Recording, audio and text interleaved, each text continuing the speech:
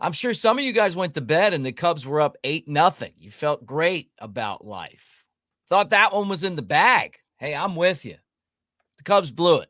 They lose 9-8 to the Padres last night. We're going to get into what happened in that game and what the impact of that type of loss could mean to this team and how to get over it.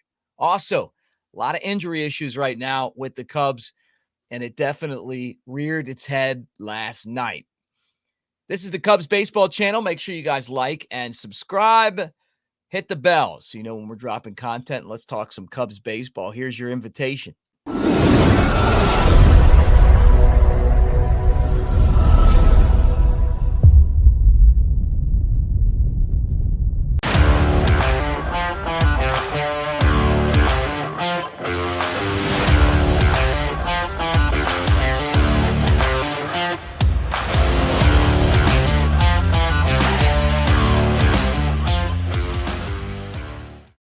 What do you say, everybody? Anthony Pasquale, Mick Gillispie here on the Cubs Baseball Channel at Broadcaster Mick. And you look like you saw a ghost. I watched the Cubs look like complete crap after Javier Assad was excellent in the start. You take him out because he gave up a home run because he hit his pitch count. Here comes Jose Caus. And from that point on, watching him, he basically swing his head around watching all the balls fly. The Padres never slowed down. Cubs blew an 8-0 lead. They lose 9-0. And this is a tough loss to swallow. Yeah, I mean, I wouldn't be surprised if we wake up tomorrow morning or Wednesday, Thursday, whenever they come out with it and say that Jose Caus is on the 15-day injured list with whiplash of how fast he was going like that every time. It was 3 straight pitches and 3 balls that came off the bat at least looked like 150 miles an hour. It was such a bad start. And, we've talked about it time and time again already, and this is only my first week on the channel about how every time he comes on, you want to close your eyes, you want to hold your breath. But I don't know if this is a hot take. I assume it's not. I don't think the Cubs aren't who I thought they were if Jose Caus pitches another inning. It cannot happen anymore. I mean, it's very frustrating to go up 8-0. I think they said on the broadcast that this is the Cubs' biggest blown lead since 2002. So it's obviously a historical choke job on Monday night. But the frustrating part, I think, is that this is how you start this gauntlet of a road trip with the most deflating loss possible. Some of you guys get in the comment section and, you agree. And then some of you guys are like, well, if they had better, they'd bring them up. But that doesn't always work like that because you're dealing with a 26-man roster and then 40-man roster. Some guys aren't on the 40-man roster, but there's some guys that can help. Cam Sanders is better than him right now. I would say CJ Edwards is better than him right now. I would say there's other guys that are in AAA that can come up and help and get some outs. And Caus just isn't getting it done. He's never impressed me. I hit the ball. I love sidearm guys, but not when the sidearm is over the plate so much. It's like, and it's always like right in the bat path. It seems like, it's like you want a guy that's either above it or below it, or it's got, kind of movement side to side. And he may be able to do that, but not right now. I mean, it's going right out in front of the plate, and I don't know, but it's not just his fault. I mean, he stunk again, but it's not just his fault. I mean, Neris, Alzolay hasn't looked the same since his injury last year.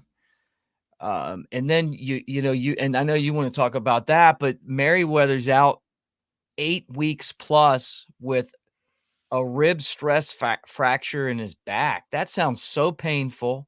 I don't even know how you get that. Yeah. And so he had been one of our best relievers. So now all of a sudden, and don't forget Luke Letto. I mean, throw Luke in there. I like Luke too, but it wasn't one of his good games.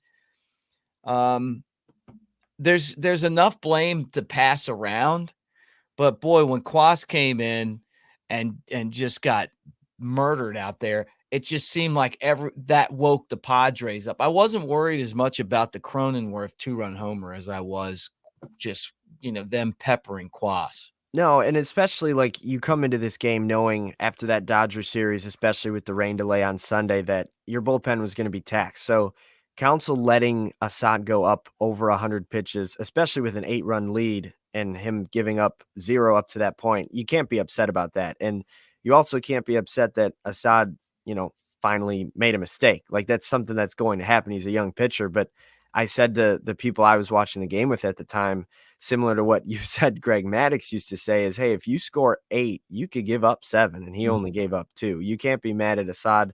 He battled. We talked about him last start. He's a bulldog. But your first option out of the pen being Caus and him giving up 3 straight base runners on 3 straight pitches really woke up Petco Park, which I got to say, their fans impressed me tonight. That was loud, and I didn't know that Petco got that rowdy. They even had a little bit of Wrigley roar with every fly ball, even if they it was nowhere near the warning track. But yeah, your thin bullpen looks a lot thinner. To be honest, Merryweather was the only guy I had any confidence in right now. He was the only guy that I knew if he was out there, you don't have to worry. And I know this is probably going to ruffle some feathers, but Adbert Alzolay has just been solid or bad since he's gotten back from the injury. He hasn't been that electric guy that had 20 or 21 straight saves in 2023. So that's frustrating. And if your closer isn't locked down, it really thins the rest of the bullpen too, because those 3 outs aren't guarantees, and the 3 in the 8th aren't with Neris, and the 3 in the 7th are gone now that Merryweather's not there. So aside from Mark Leiter Jr., who I think hasn't given up a run yet this year, the rest of the bullpen is very scary. Yeah, right. No, I agree. Neris hasn't been what we hoped he would be. I know it's Mm-mm. early. They're gonna have to shuffle the deck here. And I don't know how they're gonna do it, but I expect that they're gonna shuffle the deck. And the other thing too is Trevor Bauer's floating out in nowhere land. And every time he pops up, he just rips right through everyone. I got a feeling that there's some kind of blackball going on with him where maybe he's not allowed to pitch, even though it's an unofficial thing. But the Cubs are going to need some options right now. You're talking about, 2 starters are on the IL. Now your best reliever goes on the IL. And or one of them, one of your go-to guys. Mhm. You got, Ben Brown starting today, I guess. And then you gotta And he look to can the minor maybe give league you for some 4. answers. What's that? Ben can only probably give you 4 or 5 innings tops right Yeah. now. So, Mhm. I mean, who knows what the bullpen's gonna look like for the 3rd game of this series against San Diego. It's rough. And the other thing is too, this isn't David Ross, it's Craig Counsell. He doesn't really have a circle of trust yet because he's still getting used to this staff and this team. Yeah. So I don't know who we're gonna be seeing in any high leverage situations on this road trip, but this was a less than ideal start for sure. Well, yeah, I mean, you blow an 8-run lead, and, I mean, that's awful. I mean, that's Yeah. about as bad as it gets, and it wasn't early either. Sometimes you score 8 runs, and it's like the first couple of innings, and you got all those innings you gotta figure out, and the game kinda slows down, and you could feel it slowing down when Quas came in. Even though he gave up those hits so fast, it just felt like it was in slow motion, like you weren't getting the outs. And then from that point on, it was like, okay, we just got to try to get out of here with this lead. And then the bats, the momentum was shot. Got to give the bats a lot of credit because when you score 8 runs, you should win. Ian Happ deserves a lot of credit at the top of the lineup. He's got to hit every game. He's really good as a leadoff guy, and he's got some pop, and it just seems like he's always back around and doing something, right? Bellinger's starting to Mhm. get going. I mean, Say's hitting, Morel, He looked bad tonight. who's that? Morel looked bad. He hasn't since the Dodgers series. I know we were talking last week about how his metrics are really good at not chasing, even though in his career he's got a tendency to chase. He's back outside the zone for sure, and hopefully he gets that dialed in because him in that 4 spot. He's been a huge run producer so far, but the last few games, his bat's gone a little cold. And his defense is so unpredictable that you have to pull him out anyway. So when you need the home run to tie the game, you got Nick Madrigal up because you have to have him to play the field for Morel. And so you basically just have to pull him out. It's this one really hurts. I mean, and I don't it's so early in the season, and that tomorrow you got a game today, you got another game tomorrow, you're still out on the West Coast. I feel like that's the type of game, though, that a lot of times you'll see brings a losing streak. Yeah, I mean, that Momentum killer. it is, and for you to start your series that way is just it's so tough. I do wanna say too, I know Caus gave up some hard hit balls, but, a rare misplay from Dansby to not get in front of that, one hopper off Machado, and then Talkman not stopping the ball in the gap, letting it get all the way to the wall. Yeah. Caus didn't even get charged for those runs. So, I mean, at the end of the day, obviously, you'd prefer him not to be giving up scorching contact, but you pay these guys and you pride yourself to be a team that prevents runs, and they did not do that in that inning. No, I agree with that too. You gotta make the plays. But he's just giving up, like, such hard contact right now, and Right, and you mentioned in one of the Dodgers games, maybe that Caus is a guy that, he's your mop-up guy, you put him in up 10 or down 10, but that doesn't even look like a safe bet for the guy, and if that's the only place that you feel comfortable with him in games, and clearly today it showed that you're obviously not even comfortable with that, you gotta move on and get somebody new out there because outs matter even though they're April, and you have to be confident in the guy that you put on the mound that can get a damn out. yeah. No, I'm with you, man. I don't I just wonder how they're gonna bounce back from Mhm. that type of loss. Some It'll be teams interesting. yeah, some teams just you know what, today's another day, and you just go out there and take care of business, and it sticks with some teams. The problem that they have is the pitching being hurt like this. Mhm. And it's an issue, honestly, not just with the Cubs, but it's an issue around Major League Baseball. Now, the Cubs aren't complaining about the pitch clock like a lot of the players union is. And Mhm. honestly, I don't know if they're right or they're wrong. I just don't know. But Right. I like the pitch clock, but they shaved off a couple more seconds, try to make it even faster, and now you're seeing a lot of injuries. So it's not like the Cubs are the only team with pitching injuries, and they started with some, obviously a lot of depth. The good thing is we saw Jameson Tyone in Tennessee. We saw him, and he's going to be ready to go. We had him on the channel Mhm. yesterday, right?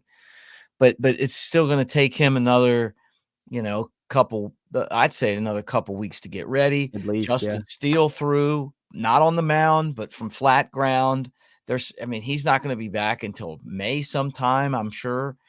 And I just don't know what the options are other than dipping down into the minor leagues. Maybe you look to a guy like Hunter Biggie, who we saw in Double-A last year. He's got good stuff. I said Cam Sanders looked really good in spring training. Carl Edwards Jr. I don't know, but there's going to have to be some kind of moves because Keegan Thompson's still on the I was 40 just gonna man. say him, yeah. But like they need help right now. You can just feel it. And when that bullpen, Assad's rolling along, and then he walks. Tatis didn't have to do that. Then he gives up the home run on like the ninth pitch. He looked tired, and then from that point on, it was just outs were just so tough to get. Right, and how often do pitching staffs and coaching staffs talk about how important it is to have that guy, they call him the stopper that can go out there and just when you're on a losing streak or you need to go deep into a ball game, you got your guy you can give the ball to and he's going to give you 6 or 7 innings and it just stinks that we're at that part of the rotation where it would be Justin Steele and he is that guy for your staff, but he's down till May and now you just taxed your bullpen and blew a game. The bullpen gives up 7 runs and you have to go into tomorrow with a guy who probably can give you 4 to 5 innings tops.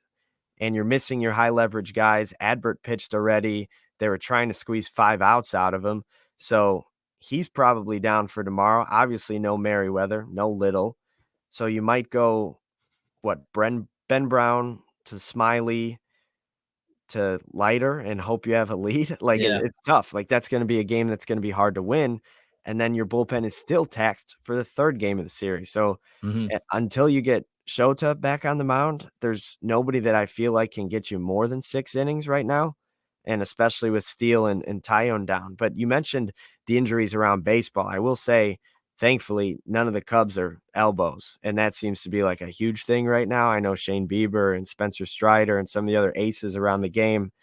Um, but, Steele had the hamstring and Tyone has the back. And unfortunately, Merryweather has the broken rib that is in his back, which sounds unbelievably It sounds painful. But terrible, right? I will say, if we're going to try to find some bright spots, how glad are you that the Cubs didn't trade for Shane Bieber? Yeah, I mean, I covered it, I kept reading the rumors Mhm. that there was a possibility there. I'm sure that Cleveland would have liked to have made a deal, but he had there were questions about his health coming into the season, and that was when we kind of debated it on this channel. A lot of people were like, the guy's always hurt. So I'm glad that they didn't trade for Bieber. I'm curious as to who are the pitchers that they would make a deal to go out and get, because they've got the ammo in the system to make some deals. But True. I don't know that if you're now that the season started, you're going to have to wait until the deadline anyway, right? I mean, Yeah. people aren't going to do a deal like tomorrow for somebody that could really help you. I don't think, but maybe. The guy that's sitting out there is Trevor Bauer, who is begging someone to take him for the league minimum. And Mhm. some of you guys are going to be like, well, I don't like him personally. He's done some weird stuff, whatever. He got in trouble. He kind of proved that some of the things that he was accused of were complete false. And the person that's did that to him should probably be in jail right now, and you guys can go look at the video of her trying to extort him for what, $50 million. I mean, that normally gets you put in jail. But I don't know. I mean, if it can't just be the Cubs that are going, you know what, we want to stay away from this guy. There's 30 other teams that aren't signing him. And then you watch him pitch and he just kills everybody. Like, his stuff is so good right now. He's a former Cy Young Award winner. So I don't know where they go, because I don't think it's going to be him. And I'd look at the minor leagues and I'm like, that's why you got all these guys that you signed. You got to figure out how you're going to get some help to the big leagues, and hopefully maybe one of these guys will step up and get the job done. Yeah, I think it's inexcusable that the Cubs did not go after the likes of Snell and Montgomery, especially when they were dangling there late into the offseason. I understand you felt good about the top of your rotation with Steele and Imanaga, but the fact of the matter is baseball is a game where players get hurt often and you need way more than 5 starting pitchers to finish the season. Now, I know the Cubs have some depth, and you look at a Drew Smiley or a Ben Brown or even Assad, who is now in the rotation, but you clearly need a lot more than that. And some of those guys fit better roles elsewhere. So, I mean, how different would this rotation look if they pulled off the trade for Glass now, or if they signed Montgomery or signed Snell, and at least you have some guy that you can trust handing the ball to and give the bullpen a little bit of a break. But I will say Council's doing everything he can to get his pitchers to go to 100 pitches. It seemed like the last few outings, Wicks might have been left out there a fraction too long, and Assad might have been left out there a fraction too long. But when you have Caus and Almonte as your first guys off the bullpen, you understand why you'd rather have the Yeah, starter in right. there. So it's a tricky situation. There's another thing I want to bring up from last night's game, and it ended up potentially being a massive deal. When they're up 8-0, they decided not to challenge to look at if Swanson's triple was over the line and should have been a home run. Council went like that, like, don't bother looking at it, because they were up 8-0 at the time. But if it was over the line and it was a home run, that would have been the 9th run, and the Cubs lost 9-8. I don't know. I didn't see any replays on it to see if it was, but off the naked eye, it looked like a home run to me. Yeah, they slowed it down. I don't know what the ground rules are there, but the marquee guys kind of felt like it was not a home run, like it did, Okay. like that metal mesh was actually in play. Hmm. But I've been places where the line is above the wall and not the mesh, and then there's places where that is. But I don't know, man. I mean, you got to win when you get 8 runs and Yeah. you're ahead 8-0 in the 6th, and um you're right about Almonte. I mean, he's just as unpredictable as Caus to me too. Um and I mean, they're just going to have to figure it out. Like they're going to have to go back into the manager's office and sit there and try to figure out what they're going to do with this pitching staff, because they've got a lot of injuries, and you can't blow 8-run leads. I mean, they're demoralizing, and I feel demoralized right now. Yeah, I know. I'm It's absolutely demoralized. those West Coast games, you gotta watch until the wee hours of the morning, and Mhm. then you gotta talk about 9 unanswered runs hung on your pitching staff. But the best thing about baseball is there's always tomorrow, or technically today. So there is a game, and it's a game you have to win. You have to bounce back, and it's probably still going to be tough with a shortened pitching staff and a Padres team that probably found some momentum and feel Yeah, like they cannot be beat right now. But you're going to have to do it. yeah, get it done, right? Joe Musgrove for the Padres against Ben Brown for the Cubs. At least that's what we have. So 9:05, another late night tomorrow, and we'll be watching. And hopefully we won't experience this again. I'd rather lose 9-0 than lose 9-8 and blow an 8-run lead. Am I crazy for saying that? No, I don't think you are, but you're right. It has been a long night. We do have some good news. This was a good story. On Shota's start Sunday in the rain, there were a few gentlemen in the outfield somehow in that weather without their shirts on, with the letters SHOTA painted on their chests. And I guess Shota got word of that, and he wants to buy all of those people who had their shirts off with the letters a custom obvious shirt of that letter, so that whenever they go to games, they can always do Shota out in the stands, regardless of the weather, which was obviously kudos to those Cubs fans for being out there and braving the temperatures and rooting on Imanaga. And awesome that Imanaga got word of it and wanted to do that for him. He just seems like such a classy, stand-up, loves Chicago already type of guy. He's got Chelsea Dagger as the walk-up song. He's a good Cub for sure. Yeah. Oh no, I agree. I mean, he totally gets it too, Mhm. And and what I mean by that is that he appreciates the fans. Yeah. I think I saw Shota throw those guys a ball, and then to go out and say, "Hey, you know what? I'm gonna get them all a shirt." The only thing that I'm gonna try to find the picture, because I saw it earlier today of those guys. Is that the guy that did the O? What is like the 2 dots that are above the O? What do they call that? Do you Oh, I know? can't remember. I d But he didn't paint that on himself. Like, you gotta paint that on. maybe the nipples were that. Yeah. Yeah, maybe so, right?